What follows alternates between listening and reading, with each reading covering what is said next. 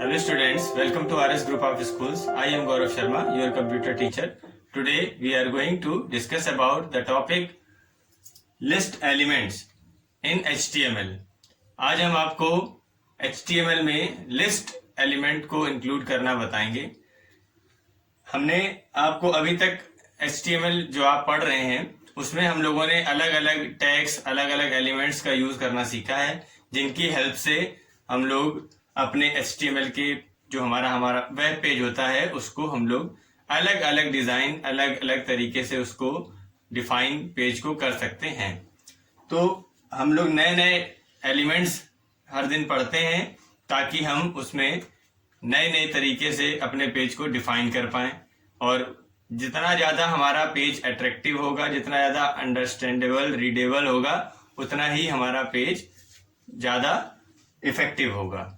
ठीक है, तो हम लोग किसी भी वेब पेज को अपने हिसाब से क्रिएट कर सकते हैं, डिज़ाइन कर सकते हैं.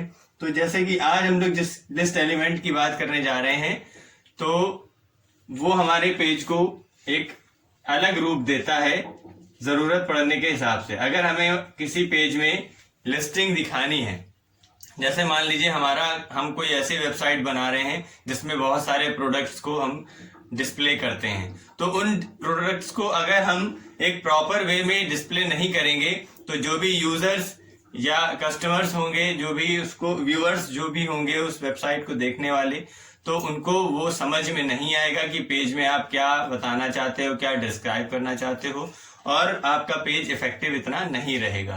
तो उसके लिए हमें क्या करना पड़ेगा, जो भी हमारी नॉर्मल चीजें हैं, जो मैसेज है, ठीक है, वो सारी चीजें तो हम लिखेंगे सिंपल तरीके से, लेकिन अगर हम प्रोडक्ट्स को दिखाना चाहते हैं तो उसको हम अगर लिस्ट के फॉर्म में दिखाएंगे तो वो ज्यादा इफेक्टिव रहेगा. तो जैसे कि मान लीजिए कि अगर कोई भी एक आपकी कोई कंपनी है तो आप उसका XYZ कंपनी का नेम यहाँ पर लिखेंगे, और उसके साथ में जो भी आप उस कंपनी में प्रोडक्ट्स बनाते हैं उसको अगर आप लिस्टिंग के फॉर्म में इस तरीके से आप दिखाएंगे तो वो ज्यादा ठीक रहेगा. जबकि आप अगर उसको एक पैराग्राफ में लिख देते हैं सारे प्रोडक्ट्स के नेम, तो वो इतने ज्यादा इफेक्टिव नहीं होंगे.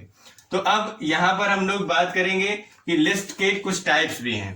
क्या क्या टाइप्स हैं? यहाँ पर आपको 3 टाइप्स की लिस्ट बनाना सिखाया जाएगा. एक तो ऑर्डर्ड लिस्ट, दूसरा अनऑर्डर्ड लिस्ट, और तीसरा डेफिनेशन लिस्ट. ठीक है, ऑर्डर्ड लिस्ट, अनऑर्डर्ड लिस्ट और डेफिनेशन लिस्ट, इनके लिए इनके अपने अपने पर्टिकुलर टैग्स होंगे.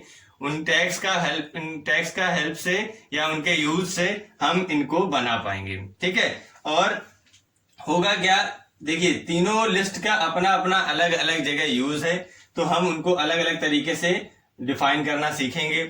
और जो हमारे ये लिस्ट एलिमेंट्स होते हैं, इसके लिए एक जानकारी और आपके पास होनी चाहिए कि इनको हम बॉडी एलिमेंट के अंदर यूज करते हैं. तो आपने पहले भी पढ़ा है, बॉडी एलिमेंट्स के अंदर बहुत सारे ऐसे टैग्स हैं जो कि हम यूज करते थे. तो एक ये नया टैग, आपका नया एलिमेंट आया है जो कि हमारा बॉडी एलिमेंट का पार्ट होता है. तो अब हम आज सबसे पहले देखेंगे कि ऑर्डर्ड लिस्ट का किस तरीके से, कौन से टैग का यूज करके ऑर्डर्ड लिस्ट को हम बनाते हैं, और इसका सिंटेक्स देखेंगे, फिर अनऑर्डर्ड लिस्ट का, फिर डेफिनेशन लिस्ट का. तो आज हम सिर्फ सिंटेक्स की बात करेंगे तीनों लिस्ट की. फिर उसके बाद नेक्स्ट वीडियो में हम लोग इसका डेमोन्स्ट्रेशन भी देखेंगे, इसका प्रोग्राम बनाएंगे और उसका आउटपुट देखेंगे कि किस तरीके से उसका आउटपुट आता है. तो सबसे पहले हम लोग बात करते हैं ऑर्डर्ड लिस्ट की. ऑर्डर्ड लिस्ट में आपको सबसे पहले तो उसका सिंटेक्स देखना है कि किस तरीके से हम ऑर्डर्ड लिस्ट को अपने प्रोग्राम में लिखेंगे. तो उसके लिए आपको देखिए, सबसे बिल्कुल सिंपल है, कुछ कठिन नहीं है, टफ नहीं है. क्या करना है, OL टैग आप लगाएंगे तो आपकी ऑर्डर्ड लिस्ट बनना स्टार्ट हो जाएगी. अब OL आपने लिखा, OL का मतलब है ऑर्डर्ड लिस्ट. अब उसके बाद में जो लिस्ट आइटम्स हैं उनको आपको यहाँ पर डिफाइन करना है. तो आप एक एक करके LI टैग के अंदर उनके नाम लिखेंगे. पहले आपने कॉफी, मिल्क, या इस तरीके से जो भी आप प्रोडक्ट्स लिखना चाहते हैं, जो भी आइटम लिखना चाहते हैं वो लिखेंगे. जितने भी आइटम है ऐसे लिखते चले जाएंगे. यहाँ पे ऑर्डर्ड लिस्ट को क्लोज कर देंगे. हमारा लिस्ट जो है वो तैयार हो गया. ये लाइन अलग है, इसको अभी नहीं देखना है. ठीक है, तो अब यहां तक आपको देखना है कि इतना लिखने से हमारा जो है वो ऑर्डर्ड लिस्ट यहाँ पर बनके तैयार हो जाती है. होगा क्या कि जब ऑर्डर्ड लिस्ट बनेगी, देखिए ऑर्डर्ड लिस्ट होती क्या है, ये बात तो अभी आपने समझी नहीं. ऑर्डर्ड लिस्ट का मतलब है कि जब हम कोई लिस्ट बनाएं और लिस्ट में आपको जो लिस्ट आइटम है उनके स्टार्टिंग में यहाँ पर नंबरिंग लिख करके आए, ठीक है। एक एक जो आपके लिस्ट आइटम्स है उनको नंबर्स में डिफाइन किया जाए तो वो ऑर्डर्ड लिस्ट होती है। इसी तरीके से अनऑर्डर्ड लिस्ट की भी अगर हम यहीं पे बात कर लें तो अनऑर्डर्ड लिस्ट में आपको नंबर्स लिख के नहीं आएंगे, बुलेट्स या स्टार या कुछ ऐसा सिंबल बन करके आएगा, तो वो अनऑर्डर्ड लिस्ट हो गई। ठीक, अब ऑर्डर्ड, क्योंकि उसमें कोई ऑर्डर नहीं है, ऊपर नीचे भी कर सकते हैं, लेकिन यहाँ पर एक ऑर्डर है 1 2 3 4 का, तो उसी सीक्वेंस में चलेगा। तो ये हो गया ऑर्डर्ड लिस्ट। अब जो हमने यहाँ पर जो प्रोग्राम बनाया है, यहाँ पर ऑर्डर्ड लिस्ट किस तरीके से आएगी पहले तो हमको ये समझना है। ऑर्डर्ड लिस्ट अगर हम ये प्रोग्राम बनाएंगे तो जो ये कॉफी और मिल्क लिखा हुआ है ये 1 2 में आएगा, ठीक है। मींस अगर हम ऑर्डर्ड लिस्ट में कोई टाइप डिफाइन नहीं करेंगे तो बाय डिफॉल्ट वो नंबरिंग देगा। अब यहाँ पर जो हमने ये लाइन लिखी थी, तो ये क्यों लिखी इसके लिए बात करते हैं। ये लाइन इसलिए लिखी है कि अभी तो आपने 1 2 बता दिया, अगर आप वहां पर ABCD देना चाहते हैं तो वो उसके लिए भी ऑप्शन होना चाहिए। तो उसके लिए यही ऑप्शन है, आप ऑर्डर्ड लिस्ट का टाइप डिफाइन कर सकते हैं। टाइप डिफाइन करने के लिए आप यहाँ पर उसका टाइप लिखेंगे, A है कि B है, क्या चीज है, आप जो भी जहां से स्टार्ट करना चाहते हैं वो यहाँ लिख करके आप उसको यहाँ पे क्लोज कर देंगे। ये तो हमने आपको समझाने के लिए लिखा है कि ये अपर केस लेटर्स को यहाँ पर देगा, ठीक। तो जो यहाँ पर 1 2 आ रहा था यहाँ पर ABCD आएगा, यहाँ पर कैपिटल A हमने बनाया है तो कैपिटल ABCD आएगा। अगर हम यहाँ पे स्मॉल a बना देते तो स्मॉल ABCD आता। यहीं पे हम रोमन नंबर्स भी बना देंगे तो रोमन नंबर्स में आने लगेगा।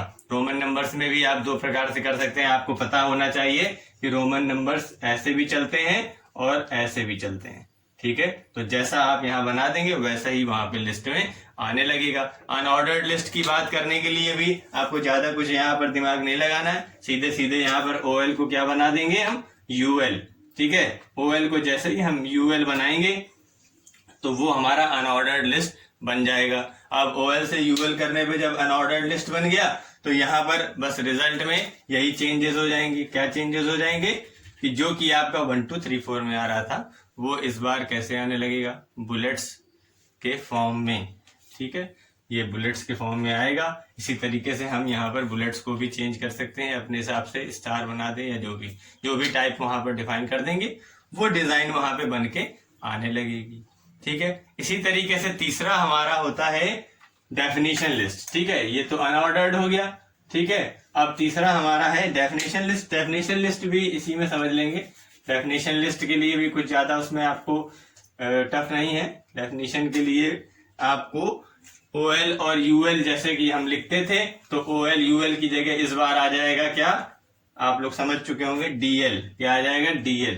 क्यों DL आएगा, क्योंकि वो डेफिनेशन लिस्ट है, ठीक है। क्योंकि ये डेफिनेशन लिस्ट है इसलिए इस बार OL और UL की जगह क्या आएगा, DL। तो डेफिनेशन लिस्ट का देखिए क्या कहानी है। डेफिनेशन लिस्ट में होता क्या है, जैसे कि आपने बताया कि अगर ऑर्डर्ड लिस्ट है तो 1 2 3 4 आ गया, अनऑर्डर्ड लिस्ट है तो बिंदी मीन्स क्या, डॉट्स आने लगे, ठीक है। अब तीसरा हमारी बात आती क्या कि अगर डेफिनेशन लिस्ट है तो क्या होगा। डेफिनेशन लिस्ट है, आपने जो भी चीज लिख दी, अगर आपने कॉफी लिखा है तो कॉफी को आप वहीं पे ही डिफाइन भी कर सकते हैं। अब जैसे कि हमने यहाँ पर बताया कि आपको DL से आप डेफिनेशन लिस्ट को बना सकते हैं, तो यहाँ पर वहां तो आपको बुलेट्स और नंबर्स आ रहे थे तो आप यहाँ पर लिस्ट आइटम को LI से डिफाइन कर रहे थे। यहाँ पर बुलेट्स भी नहीं आएंगे ना नंबर्स आएंगे, आप सिर्फ उसका टर्म लिखेंगे जो भी डेफिनेशन का टर्म है और उसका जो डिस्क्रिप्शन है उसको लिखेंगे। तो उसके लिए यहाँ पर जैसे कि आपने OL और UL को हटाया है उसी तरीके से यहाँ पर ये LI आइटम भी, लिस्ट आइटम भी यहाँ पर हट जाएगा और इसकी जगह आपका आ जाएगा जो भी आप प्रोडक्ट लिखना चाहते हैं उसके लिए आप यहाँ पर किसका यूज करेंगे, DT और DD का। DT और DD क्या चीज है, देखिए DT और DD का मतलब है हम अगर लिखेंगे DT तो वो होगा हमारा डेफिनेशन टर्म, ठीक है। क्या होगा, डेफिनेशन टर्म। मतलब क्या है कि जो भी आप टर्म को डिफाइन करना चाहते हैं, जो भी टर्म आपका यूज आप कर रहे हैं उसको तो पहले आप DT के अंदर लिख देंगे और दूसरा हम यहाँ पर लिखेंगे DD। DD का मतलब क्या है, डेफिनेशन डिस्क्रिप्शन, ठीक है। तो आप पहले तो टर्म का नाम लिखेंगे फिर उसका डिस्क्रिप्शन लिखेंगे, तभी तो ये हमारा डेफिनेशन लिस्ट का काम पूरा होगा, ठीक है। तो उसको किस तरीके से प्रोग्राम में यूज करते हैं, उसका आउटपुट जब हम लोग प्रोग्राम को रन करेंगे, प्रोग्राम में इसको लिख करके प्रोग्राम रन करेंगे, तब आपको और अच्छी तरीके से समझ में आएगा। अभी तक जो समझाया है वो समझ में तो आ ही गया होगा। क्या समझाया, डेफिनेशन लिस्ट में फिर से एक बार देख लीजिए। डीएल लिखेंगे तो डेफिनेशन लिस्ट स्टार्ट हो जाएगी, डीएल को क्लोज करेंगे तो लिस्ट क्लोज हो जाएगी। जो भी अंदर आप टर्म को यूज करना चाहते हैं उसको डीटी के अंदर लिखेंगे, और जो उस टर्म का डिस्क्रिप्शन होगा वो डीडी के अंदर लिखा जाएगा। डीडी मतलब डेफिनेशन डिस्क्रिप्शन, ठीक है। डीडी का मतलब यहां पर है डेफिनेशन डिस्क्रिप्शन, जिसकी हेल्प से हम लोग उस टर्म को डिस्क्राइब कर सकते हैं। तो इस तरीके से हमारा ये ऑर्डर्ड लिस्ट, अनऑर्डर्ड लिस्ट और डेफिनेशन लिस्ट का टॉपिक कंप्लीट होता है।